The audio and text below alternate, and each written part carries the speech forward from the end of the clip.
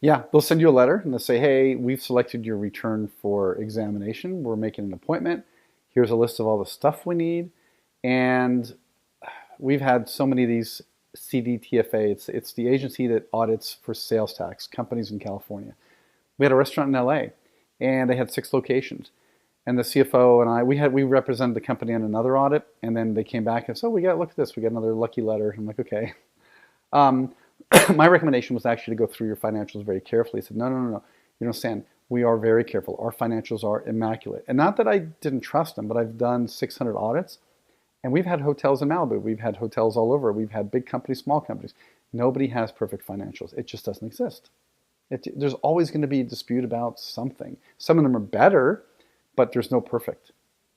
So this restaurant, and it's interesting, in California, there's a difference between a gratuity and a tip.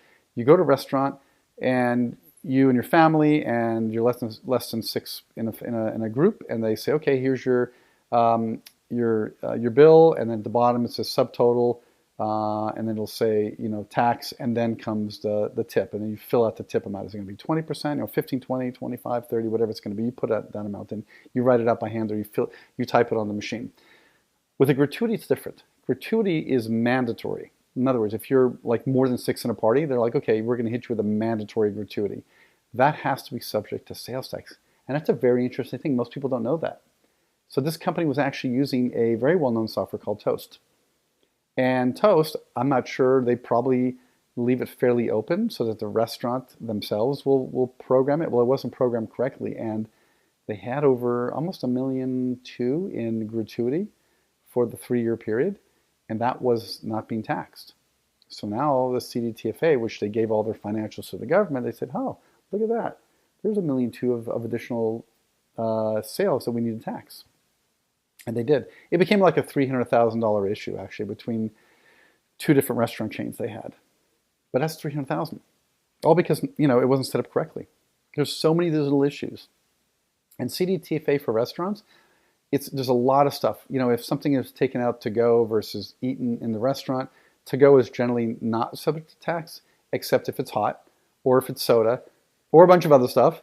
And then the question is, well, what happens if I have a cold salad and somebody adds a hot protein to it?